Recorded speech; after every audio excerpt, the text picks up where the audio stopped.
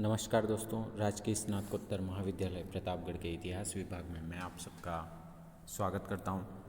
दोस्तों, इस वीडियो में हम प्राचीन भारत में जो विदेशी आक्रमण हुए उनके ऊपर एक दृष्टिपात करेंगे। आइए देखिए। सबसे पहले ईरानी आक्रमण। ईरान का डेरियस प्रथम का आक्रमण 518 ईस्वी पूर्व में हुआ था। इस समय मगध के शासक अपना साम्राज्य बढ़ा रहे थे। उस समय ईरान अथवा फारस के हखमनी या एकमेनियन वंश के शासक, जिसकी राजधानी पर्सिपोलिस थी, भी अपना राज्य विस्तार कर रहे थे। भारत पर प्रथम आक्रमण हखमनी वंश के शासकों ने किया। हखमनी वंश का संस्थापक साइरस 558 ईस्वी पूर्व से 530 ईस्वी पूर्व था, जो यूनानी लेखकों ने हेरोडोटस, एरियन, स्ट्रेबो के अनुसार जेड्रोसिया के रेगिस्तानी मार्ग से होकर भारत पर आक्रमण करने का असफल प्रयास किया था। इसके पश्चात डेरियस प्रथम या दायर वहु प्रथम, इसका समय 522 ईस्वी पूर्व से 486 ईस्वी पूर्व था। भारत पर आक्रमण करने में पहली सफलता डेरियस प्रथम को प्राप्त हुई। डेरियस प्रथम ने भारत के पश्चिमोत्तर सीमा पर व्याप्त राजनीतिक फूट का फायदा उठाया और 518 ईस्वी पूर्व में हिंदुश अर्थात सिंधु के तटवर्ती भूभाग, सिंध, पंजाब एवं सिंधु नदी के पश्चिमी इलाके को जीतकर उसे ईरान का 20वां क्षत्रप अर्थात प्रांत बनाया। इस विजय अभियान में सेना का नेतृत्व स्काइलाक ने किया। इस विजय की पुष्टि डेरियस प्रथम के बेहिस्तून अर्थात पर्सपोलिस व नक्श-ए-रुस्तम से प्राप्त अभिलेखों से होती है। कंबोज, गांधार भी डेरियस प्रथम के अधिकार में थे। 20वां क्षत्रपी ईरानी साम्राज्य का सबसे अधिक आबादी वाला और उपजाऊ हिस्सा था। इस क्षत्रपी से 360 टैलेंट अर्थात मुद्रा तथा भार का एक प्राचीन माप होता था, जो सोना राजस्व के रूप में आता था।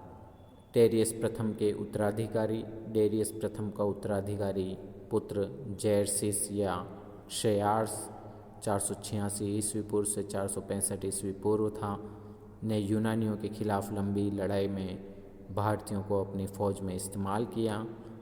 कई उत्तराधिकारियों के बाद राजा बने डेरियस तृतीय को 330 ईस्वी पूर्व में गोगामेला में यूनान के सिकंदर महान ने परास्त किया और इसी के साथ भारत में ईरान की चुनौती को समाप्त किया।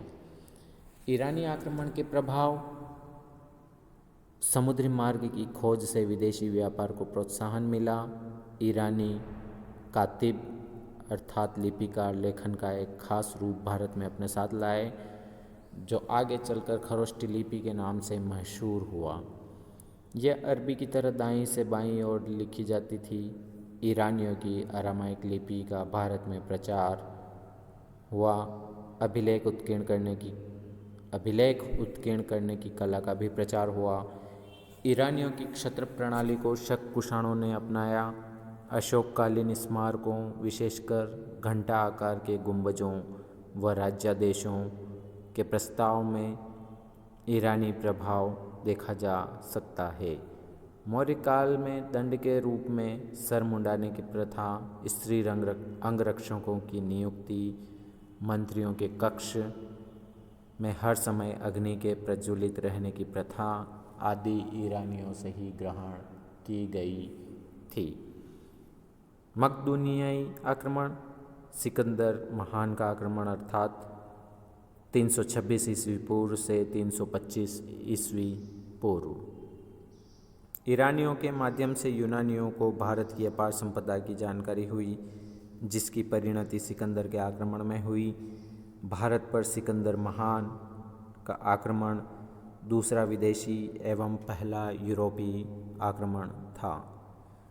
सिकंदर अकेला ऐसा इतिहास पुरुष है जिसका जन्म, मरण एवं दफन तीनों अलग अलग महादेशों में हुआ। सिकंदर का जन्म यूरोप के मकदूनिया अर्थात यूरोप में 356 ईस्वी पूर्व में हुआ, जबकि मरण बेबीलोनिया अर्थात एशिया में 323 ईस्वी पूर्व में हुआ, जबकि सिकंदर को दफनाया गया सिकंदरिया अर्थात अलेक्जेंड्रिया जो कि अफ्रीका में स्थित था 323 ईस्वी पूर्व में। चौथी सदी ईस्वी पूर्व में विश्व पर अपना आधिपत्य स्थापित करने के लिए यूनानियों को ईरानियों के बीच संघर्ष करना हुआ पड़ा। मकदूनिया मैसिडोनिया के क्षत्रप फिलिप द्वितीय का पुत्र तथा अरस्तु का शिष्य सिकंदर महान ने अपनी विश्व विजय की रणनीति के तहत 20 वर्ष की अल्पायु में ईरान विजय के लिए 330 ईस्वी पूर्व में निकला और 327 ईस्वी पूर्व तक उसने पूर्वी ईरान पर कब्जा कर लिया था। पूर्वी ईरान को जीतने के बाद सिकंदर ने अफ़गानिस्तान पर चढ़ाई की और उसे जीता तथा कंधार में सिकंदरिया नामक नगर की स्थापना की। अगले वर्ष अपनी विशाल सेना लेकर काबुल की घाटी में जा पहुंचा, जहां उसने अपनी सेना को 2 भागों में बांट दिया। स्वयं सिकंदर विभक्त सेना के एक भाग के साथ बैक्ट्रिया बल्ख तक जा पहुंचा तथा उन सभी क्षेत्रों को जीता। सेना के दूसरे भाग को उसने अपने सेनापति फेहिस्तीन और पैराडिक्स के नेतृत्व में सिंध पर विजय करने के लिए भेजा। 326 ईस्वी पूर्व में बैक्ट्रिया से वह भारत विजय के अभियान पर निकला और काबुल होते हुए हिंदू कुश पर्वत को पार कर सिंधु नदी के तट पर पहुंचा।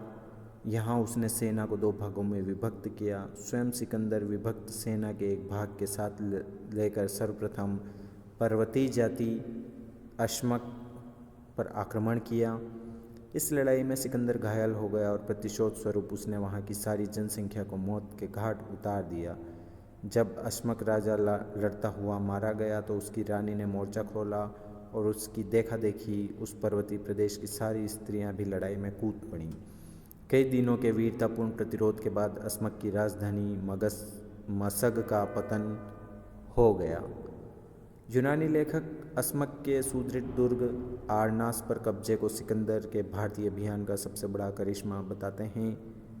इस तरह अश्मक तथा कुछ अन्य जातियों को हराकर सिकंदर अपनी सेना के साथ विभक्त सेना के दूसरे भाग, जिसे खैबर दर्रे से भेजा था, से जा मिला, जो अब तक पुष्कलावती के संजय तथा अन्य से सिकंदर की अधीनता स्वीकार करवाकर ओहिंद अटक से 24 किलोमीटर दूर ऊपर उत्तर की ओर स्थित था, में सिंधु पार करने के लिए नावों का पुल बना चुके थे। ओहिंद में तक्षशिला का शासक आम्भी ने अपना राजदूत सिकंदर के पास भेजा, जिसने आम्भी की तरफ से सहायता का वचन दिया। अब चूंकि सिकंदर सिंधु पार कर तक्षशिला की ओर चला, जब सिकंदर तक्षशिला से लगभग 7 किमी दूर था तो आम्भी ने उसका स्वागत करने के लिए पहुंचा। इस तरह आम्भी ने सिकंदर की अधीनता स्वीकार कर ली थी। तक्षशिला के ही अभिसार जाति के शासक ने भी अपना प्रतिनिधि भेजकर सिकंदर की अधीनता स्वीकार कर ली थी। हाई डेस्पेस या वितस्ता अर्थात झेलम का युद्ध 326 ईस्वी पूर्व। झेलम के किनारे पहुंचने पर सिकंदर का पहला और सबसे शक्तिशाली प्रतिरोध पोरस या पुरु ने किया। पोरस शब्द पौरव का पूरा यूनानी रूपांतर है। पोरस का साम्राज्य झेलम और चेनाब नदियों के बीच में स्थित था।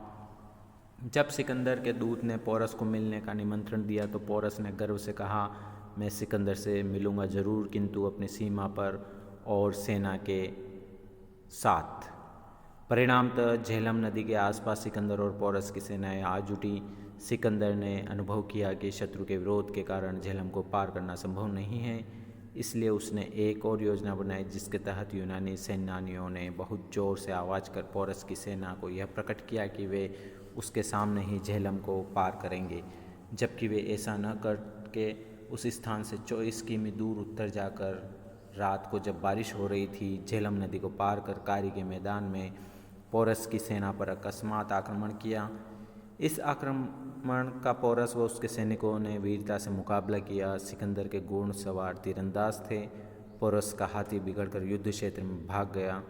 पोरस की हार हुई और उसे के शरीर पर 9 घावों के साथ बंदी बनाकर सिकंदर के सामने लाया गया। तो सिकंदर ने पोरस से पूछा, तुम्हारे साथ कैसा व्यवहार किया जाए? तब पोरस ने गर्व से उत्तर दिया, जैसा एक राजा दूसरे राजा के साथ करता है। सिकंदर पोरस की बहादुरी का कायल तो हो ही चला था और उस पर यह जवाब से अत्यंत प्रभावित हुआ। अतः सिकंदर ने पोरस को उसका कुछ प्रदेश लौटा दिया एवं नए प्रदेश और दिए।